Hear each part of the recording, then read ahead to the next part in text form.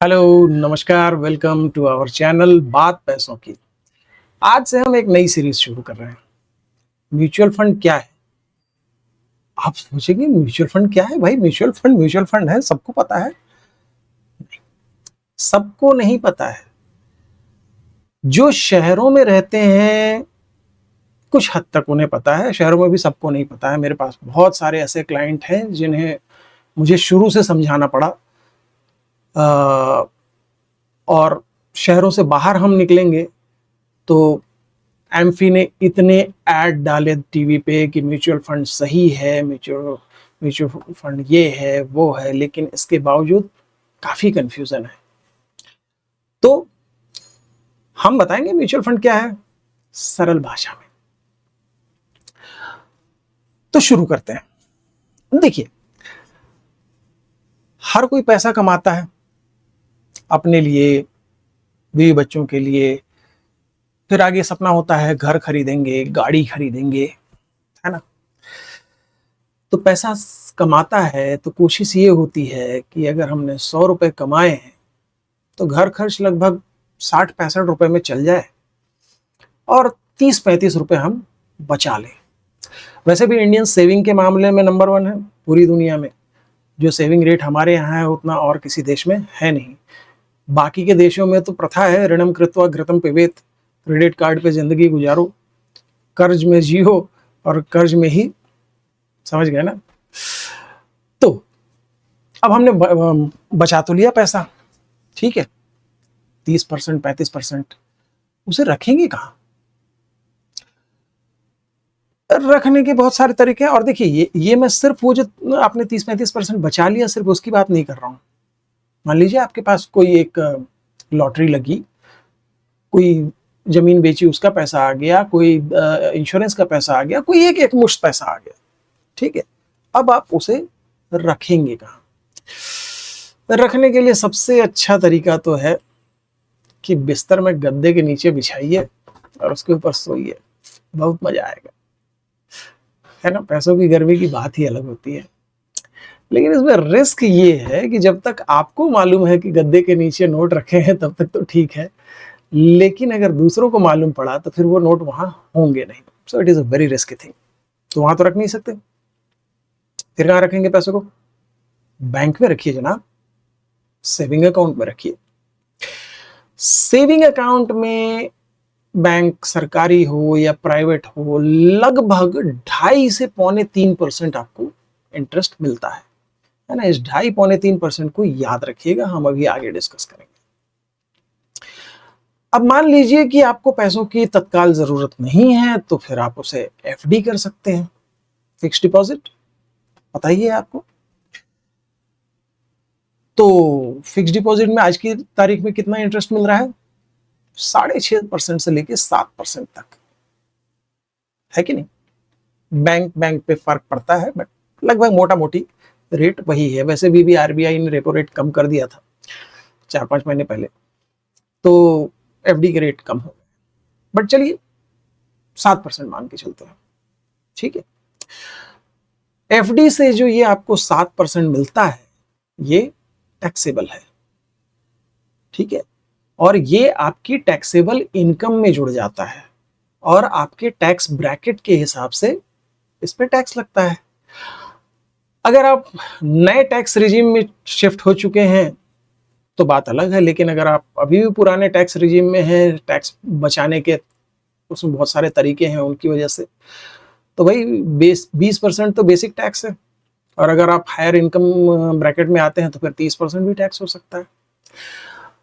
तो एफडी से आपने 7% इंटरेस्ट कमाया और उस पर 20% टैक्स लग गया, तो इफेक्टिवली आपको कितना मिला? लगभग 5.6%। You agree? 5.6%। और हिस्टोरिकली, या हम कहें पिछले 10-15 सालों में, ऑन एवरेज इन्फ्लेशन रेट क्या रहा है? लगभग 6%। कभी कम रहा, कभी ज्यादा रहा। 2012-13 में तो 12-13% तक गया था, ठीक है। मोटा मोटी आप 6% मान लीजिए। और इन्फ्लेशन क्या होता है बॉस? इन्फ्लेशन ये होता है कि आज आप 100 रुपए में जो चीज खरीद रहे हैं, क्या वो अगले साल भी 100 रुपए में खरीद सकते हैं? संभव ही नहीं है। मानते हैं कि नहीं? ये संभव नहीं है। अब अगले साल उस चीज को खरीदने के लिए आपको 102 रुपए लगे कि 104 रुपए लगे या 106 रुपए लगे या 108 110 लगे, 100 में तो नहीं होगा। ये बात पक्की है। यही है इन्फ्लेशन, महंगाई, महंगाई की दर, महंगाई डायन मार देती है ना। हमारे जितने पुराने प्रधानमंत्री लोग रहे, इंदिरा गांधी जी से लेके आगे तक, हर किसी ने नारा दिया महंगाई हटाओ। महंगाई हट सकती है? हट ही नहीं सकती। क्यों? क्योंकि महंगाई ह्यूमन टेंडेंसी का हिस्सा है। महंगाई हट कैसे जाएगी? इस साल आपको 50,000 की सैलरी मिल रही है, अगले साल भी 50,000 की मिलेगी तो आपको चलेगा? नहीं ना, इंक्रीमेंट चाहिए ना। हो गई ना महंगाई, हर किसी को इंक्रीमेंट चाहिए। तो महंगाई शाश्वत सत्य है जीवन का, तो महंगाई तो रहने वाली है। और जैसा हमने बोला, एवरेज पिछले 15 सालों का जो महंगाई दर है वो है 6%। तो साहब, एफडी से आपने टैक्स काटने के बाद लगभग 5.6% कमाए और 6% उस पैसे की वैल्यू कम हो गई। तो आपने क्या कमाया? आपने एक्चुअली 0.4% गंवाया। ठीक है। और मैं जो भी फिगर्स और फैक्ट्स बोल रहा हूं उसे आप गूगल से सर्च करके देख सकते हैं। ठीक है। और फिर भी चैलेंज करने की इच्छा हो तो नीचे कमेंट में जरूर लिखिएगा। खैर, तो हम कहां थे भाई? हम थे फिक्स डिपॉजिट पे। तो अभी मैंने बताया कि फिक्स डिपॉजिट में पैसा रख के आप सिर्फ अपने दिल को तसल्ली देते हैं कि हाँ, मेरा पैसा बढ़ रहा है, जो कि बेसिकली सही नहीं है। पैसा आपका घट रहा होता है। और ये हाल तब है जब आपने पैसे को एफडी में किया। अगर आपने उसको सेविंग अकाउंट में ही रखा है तो जैसा मैंने बताया कि 2.5% मिल रहा है आपको, 0.3%, चलिए खुश हो जाइए, बुरा ना मानिए, 0.3% आपको इंटरेस्ट मिल रहा है, जबकि महंगाई की दर 6% है। क्या बचा आपको? बिल्कुल भी नहीं। सेविंग अकाउंट में पैसा रख के आप सिर्फ बैंकों का भला करते हैं। ठीक है। कभी बैंकों का जब क्वार्टरली रिजल्ट आता है तो उसमें एक फिगर आता है कासा रेशियो, देखिएगा, बैंकों के लिए चीपेस्ट फंड होता है वो। तो चलिए, बैंकों का भी भला करना चाहिए, अपने ही देश के बैंक है, लेकिन साथ साथ थोड़ा अपना भला भी सोचिए। सेविंग अकाउंट या फिक्स डिपॉजिट में पैसे रख के आपका भला तो नहीं हो रहा। चलिए, फिर क्या कीजिएगा? पैसे और कहां लगाइएगा? सोने में लगा दीजिए, सोना खरीदिए। सोना खरीद सकते हैं। और वैसे भी भारत की महिलाओं का तो प्रिय चीज है ज्वेलरी, है ना। सोना जो है ना, पहनने के लिए खरीदना चाहिए, जितना शरीर में आ सके और जितनी जेब अलाउ करे और जितना तिजोरी अलाउ करे। ठीक है, तिजोरी भी तो इंपॉर्टेंट है, या बैंक के लॉकर में रखेंगे। तो बैंक के लॉकर में रखने के लिए या तिजोरी में रखने के लिए सोना मत खरीदिए, बिल्कुल वेस्ट है। जिस ज्वेलर ने आपको 22 कैरेट का बोल के सोना बेचा होगा, ज्वेलरी बेची होगी, अगर आपने वही ज्वेलरी वहां बेचने चले गए तो बोलेगा नहीं भैया, ये 18 का ही है, इसके रेट नहीं मिलेंगे। तो सोने के साथ ये पहली समस्या है कि आपको वैल्यू नहीं मिलती। दूसरी समस्या ये है सर कि सोना जो है, वैसे सोना हिस्टोरिकली अच्छा चला है, ठीक है, और सोने के बारे में तो कुछ बुरा मैं कह ही नहीं सकता। पिछले 1.5 साल में वो 50,000 से 1 लाख पहुंच गया। लेकिन उससे पहले के 3 साल क्या हुआ? उससे पहले के 3 साल वो 45,000 से 50,000 के बीच में झूलता रहा, लगभग 2021 से लेके 2024 तक। उससे पहले की हम बात करें तो 2013 से लेके 2019 तक अगेन सोना जो है एक रेंज में झूलता रहा था, 2019 तक। है ना। कहने का मतलब ये है कि सोना बढ़ता तो है, लेकिन जैसे ही 1-1.5 साल की रैली होती है, उसके बाद अगले 3 साल से लेके 6 साल तक के लिए वो स्टैग्नेंट हो जाता है। अब आज की तारीख में भी मेरे बहुत सारे क्लाइंट पूछ रहे हैं कि यार सोना तो बड़ा अच्छा चला यार पिछले 1.5 साल में, तो सोने में और पैसा लगा दें क्या? लगा दीजिए, लेकिन सोना उसी रफ्तार से अभी और चलेगा या नहीं, पता नहीं। हो सकता है आने वाले 2 से 6-7 साल तक सोना वहीं का वहीं बैठा रहे। आपके पास पेशेंस है इतना? तो सोने के साथ ये प्रॉब्लम है, ठीक है। एक, वैल्यू नहीं मिलती, दूसरा वो स्टैग्नेंट हो जाता है एक लंबे समय तक, ठीक है। और पिछले 1.5 साल में सोने के भाव दोगुने हो गए हैं, तो एक फेयर अजम्पशन मेरा है कि अब ये फिर से स्टैग्नेशन का फेज आ रहा है, ठीक है। और वैसे आपकी जानकारी के लिए, गोल्ड बेचने पर जो आपकी इनकम होगी वो टैक्सेबल है, ठीक है। अगेन वो आपके टैक्सेबल इनकम में जुड़ जाएगी, तो 20% टैक्स। चलिए सर, आगे बात करें। और कहां लगा देंगे पैसा आप? पीपीएफ में लगा सकते हैं, है ना। इंटरेस्ट भी ठीक ठाक मिल जाता है। कितना मिलता है पीपीएफ का? अभी देखा नहीं मैंने। 7% मिल रहा है, 7, 7.5।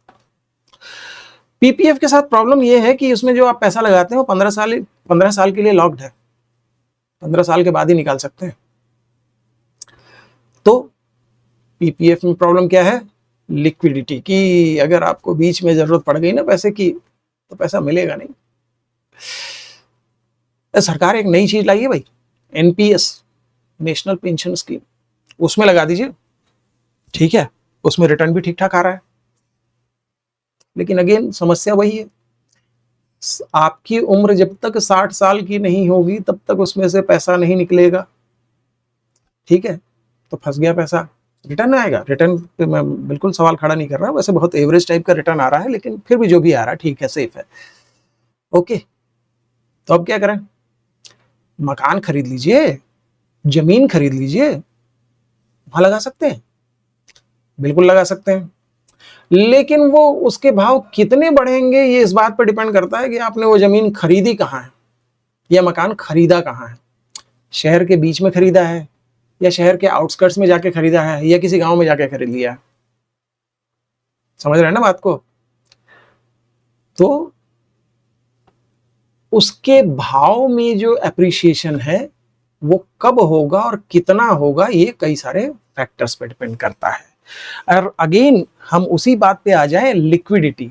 मान लीजिए कि आपने 50 लाख का मकान तो खरीद लिया, और 2 साल के बाद आपको 5 लाख की जरूरत पड़ी है, तो उस मकान में से एक कमरा निकाल के बेच सकते हैं?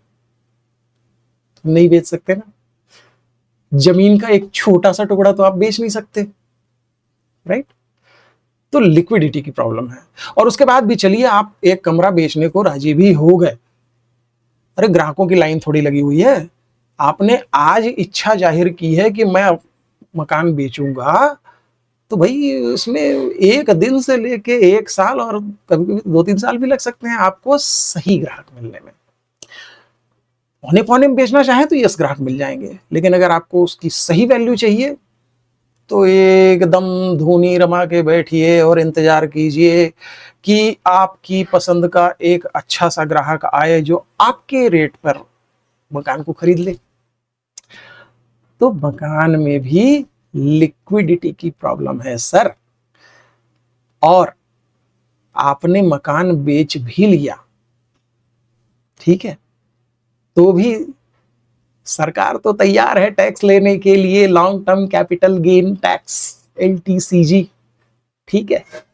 अगर आप टैक्स नहीं देना चाहते, वैसे टैक्स देना पड़ेगा आपको, 20% है शायद रेट, ठीक है। और अगर आप उस 20% के टैक्स से बचना चाहते हैं तो उस पूरे पैसे से आपको दूसरा मकान खरीदना पड़ेगा।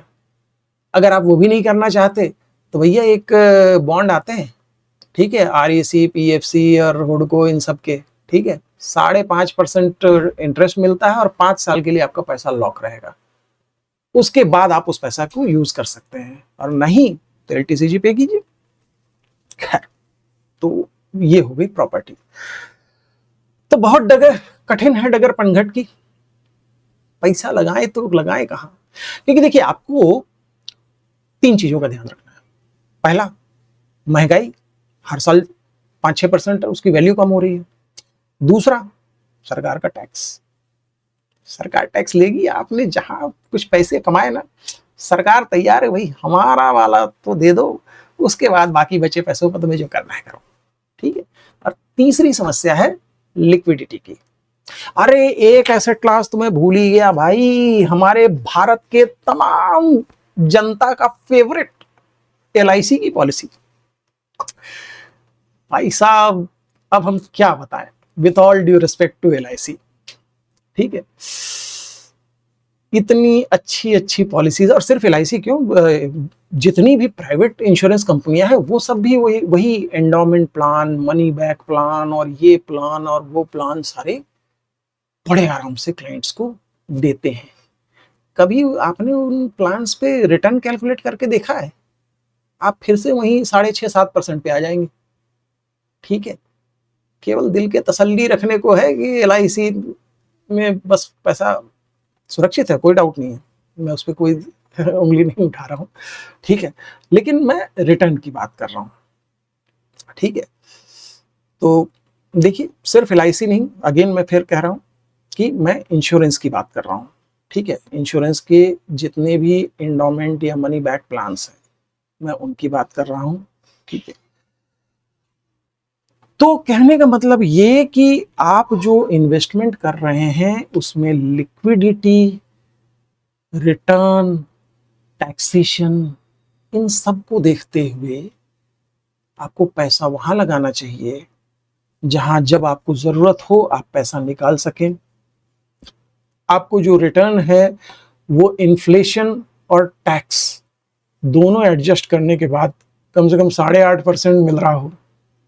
ठीक है, और ये दोनों ही कंडीशन जो है सिर्फ एक ही जगह पूरी होती है और वो है mutual fund. Boss, mutual fund देखिए कंसिस्टेंटली रिटर्न अगर किसी ने दिया है पिछले 45 सालों में तो वो है हमारा सेंसेक्स।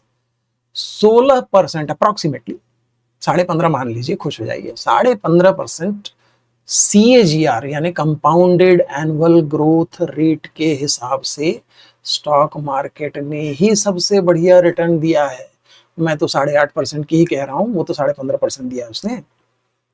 ठीक है, but stock market is a dangerous place boss.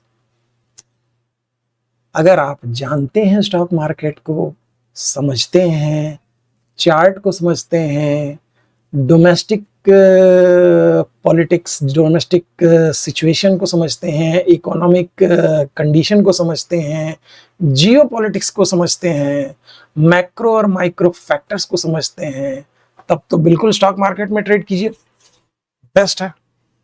लेकिन अगर आपके पास इतना सब समझने के लिए टाइम नहीं है तो सेफ और आसान तरीका है म्यूचुअल फंड। तो आज के लिए इतना ही, कल म्यूचुअल फंड के बारे में हम और जानेंगे। तब तक के लिए बाय।